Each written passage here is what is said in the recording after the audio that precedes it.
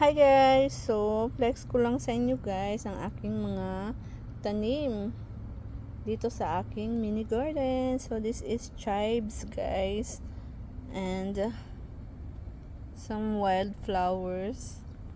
And this one is, what you call this? Sunflower guys. So itong mga seedlings ko to siya guys. Ito sila. So, marami to sila guys. And then some wildflowers here, and that's cilantro. This one is cilantro, and some flower. I forgot what's the name of this one, pero this is flowers guys. And that one too, nalanta na siya guys dahil sobrang init ngayon.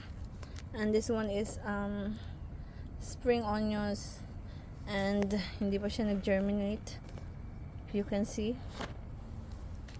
And this one is my calamansi guys. Wow, this is a nice one, diba? Ganda ng calamansi ko guys. So inaano ko sila guys, tinitrim ko sila guys para mas dumami yung sanga-sanga at dahon nila, no? Just like this too, same, mas malaki to siya guys kesa dito. I think this one is I think this one is 2 years already. 2 years or 1.5, something like that. Yeah, this calamansi. And another sunflower here guys. So once lumaki na sila guys, transplant ko na sila guys para lumaki at mamulaklak na sila. And I also planted onions guys. So how many times na guys na nagtanim ako ng onions pero hindi siya nagsasuccessful guys.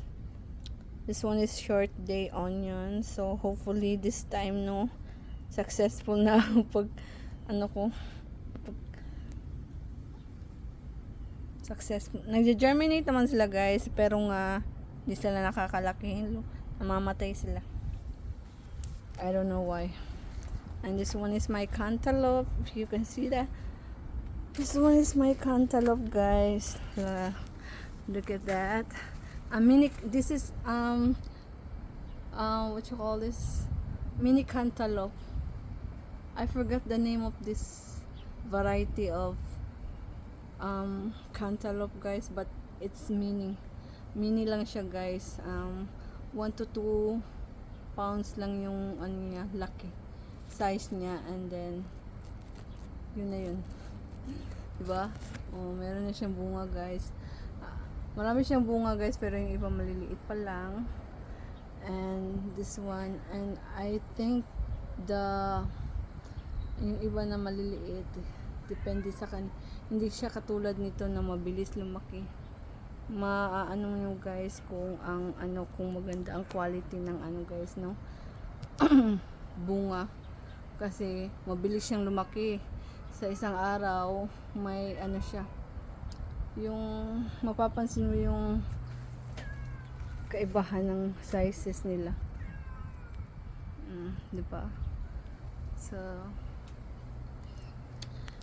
and I also have here, what you call this, sitaw guys. So nagtanim ako ulit ng sitaw.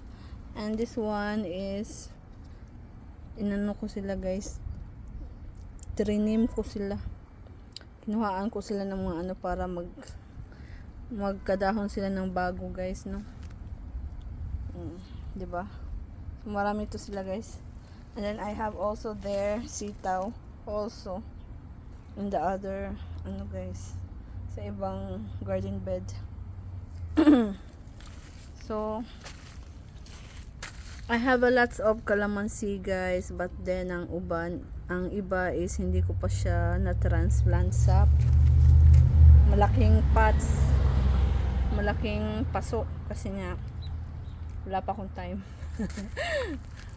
And then I have also here tomato. I think this one is the cherry purple cherry tomato. Purple. Cherry purple tomato. This one guys. Yung bunga niya is purple siya. Purple. And also to call this pineapple, and then kamote, kamatis. So ito sila guys is malaki na sila, mataas na. So this one is call this sucker, pero hindi ko siya muna kukunin, palalakihin ko siya guys, kasi pwede natin tong itanim guys.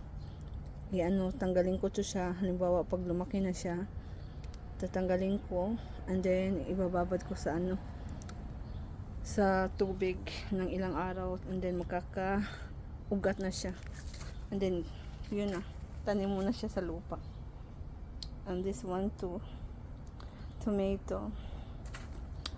So may kamote guys, grabe, natabunan na yung ko guys, tabunan na yung ibang tanim ko guys. Ito, like for example this one, may okra, and okra there too. So hindi ko muna sila tinalbusan yung aking kamote guys, kasi nga pinaparami ko sila ng so you can see that. And then my okra. My okra is malaki na rin siya guys, diba? And then mayroong bunga na sila, may bunga na, pero hindi pa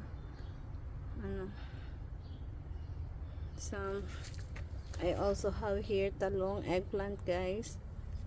So I have eggplant here, 3 eggplant here. This one, eggplants, and siling labuyo guys, siling labuyo. So tatlo sila, siling labuyo to. So tatlong din yung siling labuyo ko, pero hopefully sila, parang mamamatay yata sila guys, itong maliit na isa. So we'll see, kasi nga bago ko lang to sila pinertilize guys. I think what today is what, Saturday? I think Thursday pinertilize ko sila.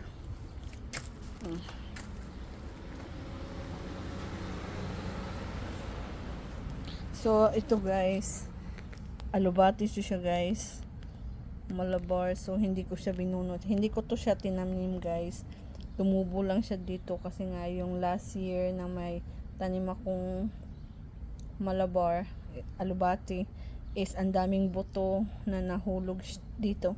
So kaya maraming alubati na tumutubo.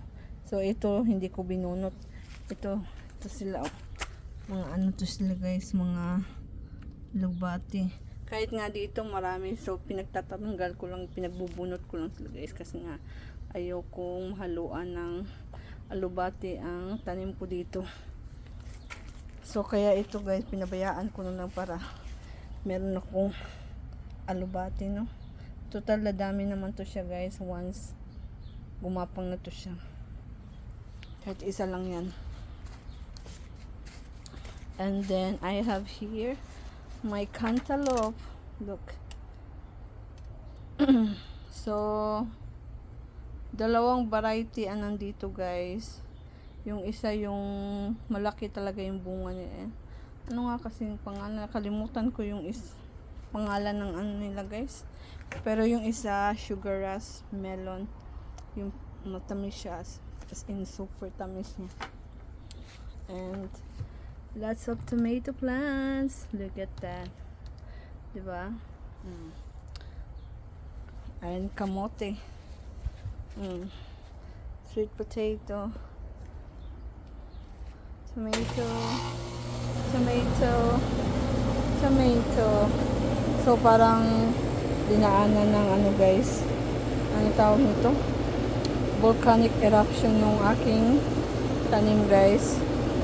Yung dahon niya. Kasi nga yung husband ko may tinatrabaho. And then lahat ng ng semento is napunta dito sa dahon nila, no? Kaya siya marumi tignan. Ito, nag-iisang, hindi ko alam kung bell pepper ba to siya or jalapeno. Kasi nga ito lang nag-iisang natira sa mga natanim ko guys. Kasi yung iba, yung karamihan ito, ito na lang nag-iisa guys. Pinatay ng pusa dito sa amin guys. And then, may cherry tomato guys. So, may mga bunga pa naman siya. Meron pa siya mga bunga like this. Hindi ko sila guys kasi nga may mga bunga pa siya. So hindi ko sila binunot, no? And then here may okra. 4 pala yung okra ko. 4 pala sila guys. This one is okra and then kangkong and talong. This is eggplant guys. So, ang eggplant ko dito guys is 2 yung malaki. Tawan. Diba? Ganda ng dahon nila guys. And then, may bunga na rin sila guys. Oh. You can see that. Diba? And then, this one is the biggest guys. Ito yung pinakamalaking sa talong ko. May bunga na rin siya guys. Oh. Diba? And then I also have basil here. Hala, meron palang uod. Oh, yan yung kumakain ng dahon ng mga tanim ko guys. Hala, kailangan ko yung kunin. And let's proceed here. So ito guys, ano to siya? Sayote. Hindi ko alam anong nangyari dito guys, pero yung isang niya is parang namatay. Kaya as you can see, meron siyang mga patay na dahon guys. Kasi yung isang parang ito yata ang laki niya na, pero namatay siya guys. Ito namatay siya kasi yung dahon niya is pero ito malusog pa siya guys. Ito yung nagsasanga-sanga na. Ewan ko kung kailan sila magkakaroon ng bunga, no? Ang tagal na nito guys. Kailan ko nga ito tinanim, ha? April yata. April. And then April ba yun? Or March. Tapos nag-germinate sila after 25 days. Wala pa silang bunga guys. Lumataas na yun sila guys. Oh my gosh. And then, oh my gosh. Here's my cantaloupe guys. Ang variety nito guys is sugar rush melon. So, yan. So, nag-iisa na lang siya guys kasi 3 sana to sila guys. Kaso yung isa, kinain ko na. And then, yung isa naman, hindi siya nakahinog. Nabunot siya kasi nga, nabigatan siya guys. Nabigatan siya. Like for example, ito, linagyan ko na siyang guide para hindi siya and then pinatong ko siya dito sa guys para hindi siya kasi nakita ko kahapon ba yun yung ginano siyang mapuputol na kasi nga yung niya is na siya nabalik ko na. Pero hindi pa siya masyadong hinog guys.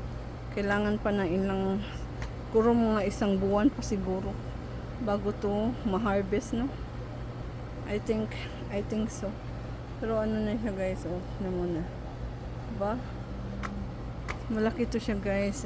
Ganito kalaki yung mga nabibili ko na melon sa supermarket guys. Ganito siya kalaki. And then they also have another new.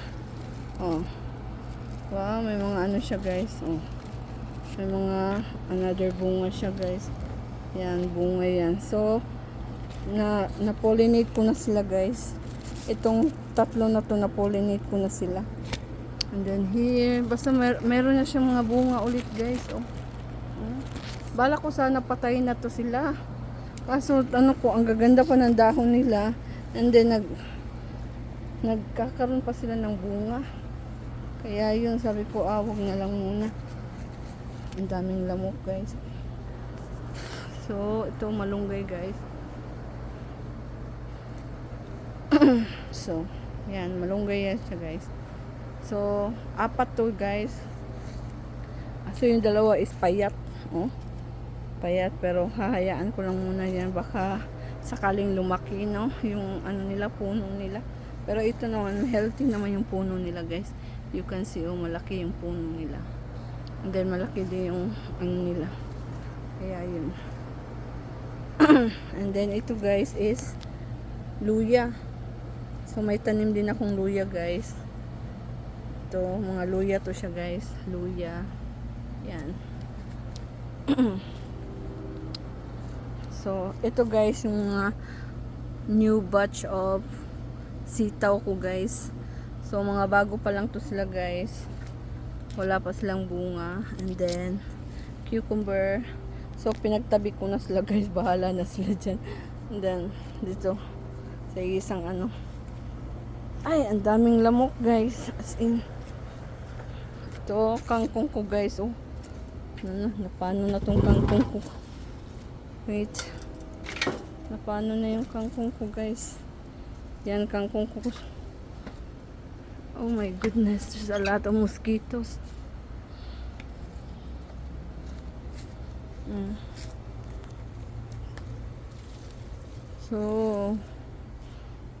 So kangkong ko guys. Kangkong. Ang dami pa nila guys. So, pag nagsinigang ako, pwede na silang ano kuhaan. So, walang laman guys. Pinapares ko muna yung lupa. Kasi tataniman ko to ng garlic at onion. Kung halimbawa mabuhay yung onion ko guys. No?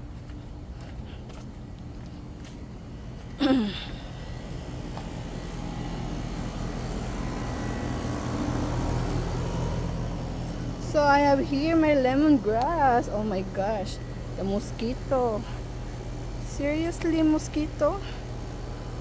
Diba ang ganda ng lemongrass ko guys. As you can see, oh. Diba?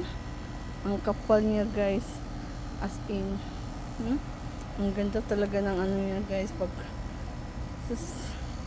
Ito yan, dami. As in, ang kapal. Ang kapal talaga niya, oh. Ay, Diyos ko. Thank you, Lord.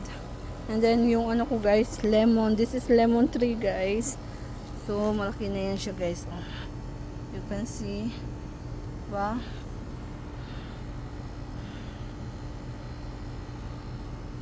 Ay. Hindi makita yung ano. Malaki na to siya, guys. Ano na. 2 years na ata. Oo, 2 years na to. Yung lemon ko guys, 2 years na siya. 2 years na. So, kaninang umaga guys, trinim ko sila. Nagkukuhaan ko ng ano para magkaroon ng ganito. Magsanga-sanga siya. Magkaroon ng bagong dahon guys. No? Kasi kailangan mo talagang i-trim yung tanim mong mga kalamansi or lemon para mas dumami ang sanga, mas dumami ang dahon. Then malunggay, of course. Then malunggay guys, diba? Laki na ng malunggay ko guys. Oh, puno niya guys. Oh. Diba? And then yung isa, yung pinakamalaki ito. Mas grabe. Daming lamok. Ito yung pinaka ano guys, oh. Taas na siya guys, oh. Diba? Taas niya na guys. So, I think this end of July guys, puputulin ko to siya guys. Para mas dumami yung magsanga-sanga siya guys. Mas dumami yung niya dahon. And then ito malunggay payatot. Ito naman malalaki din siya. Maliit pa lang no. Pero maganda yung ano niya. So, anim yung malunggay ko dito, guys. And this one is apple. This one is apple, guys. So, this one. So, kailangan ko din i-trim tong apple ko, guys. Para magsanga-sanga siya, guys. Mag-ano siya ng ano mas... Matagal pala yung apple bago magkabunga, guys.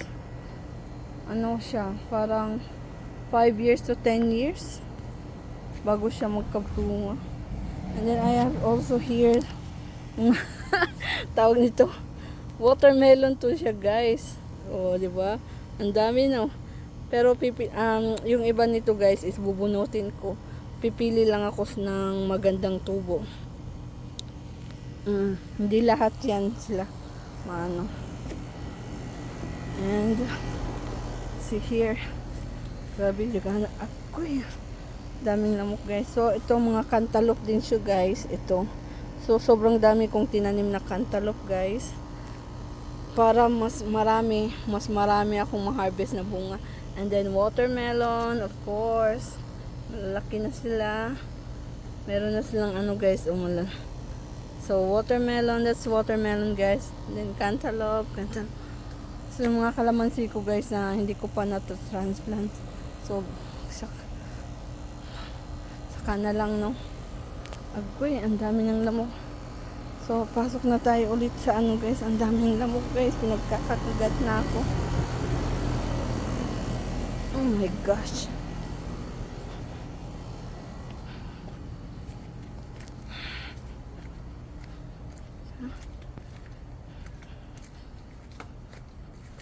Agoy, daming lamok, guys. Ay.